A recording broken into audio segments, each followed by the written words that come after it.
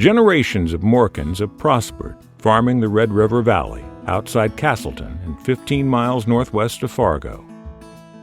Joe Morken enjoys the work. "Every day I get to go to work with my dad," he says, "and we love it when the boys come out to ride with in the cabs." Seeing their excitement gives Joe hope for another generation of Morkens working the valley. Glaciers left behind rich soils. No better dirt anywhere.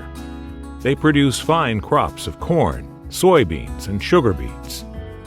The soil up here, I can't tell you why for sure, but the glaciers came down and cut the Red River Valley and left behind the soil that we farm here in the valley. And I don't know if it's the dead fish and algae that grow it, but it's some of the best around. We just need longer growing seasons.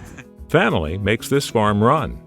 Joe works closely with his dad, Harvey. For the most part, day to day, it's Dad and I, and we get my mother involved in spring's work and harvest here, and the wife gets involved a little bit. The sugar beets, we bring on some good seasonal help.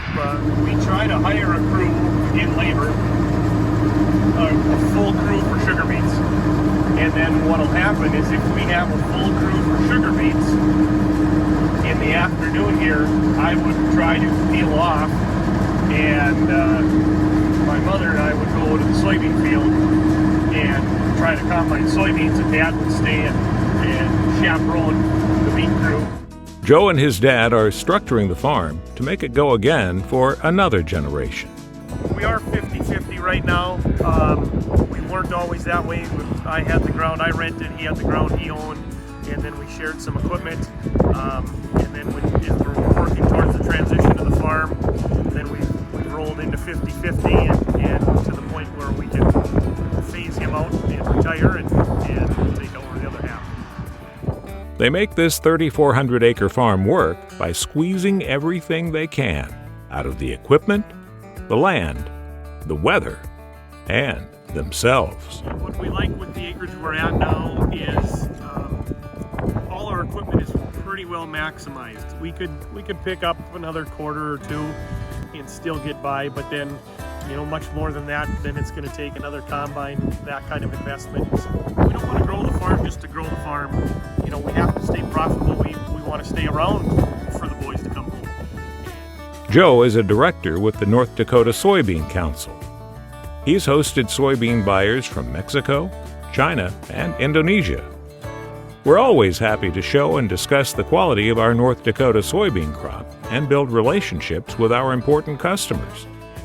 The education that you get being on a effort like that is every meeting, everything you go to, you're learning something new.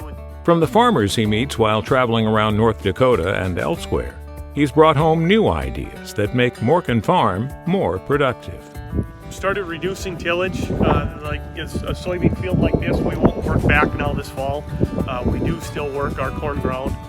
And then where we do run the cover crops, we're running a cereal rye that'll overwinter and still be alive in the spring even through our cold temperature. And then we will plant soybeans right into that. It might be surprising that Joe likes the seasons of North Dakota. He sees 4 full seasons: winter and fall, harvest in spring, minus 20 degrees as snow blows through Christmas. The change of the seasons is what I like. It keeps the monotony away, and every season brings a different kind of job description, and then every year Mother Nature throws something different at it, so no year is the same. Joe works for his 2 young sons, Hayden and Corbin. Part of the reason when the opportunity to rent some more ground came up, we took that because at least at this point the boys show interest. Obviously they're young, but we wanted to be able to have that opportunity for them to come back. Hopefully we can keep it fun and farming can be enjoyable for them as it has been for us.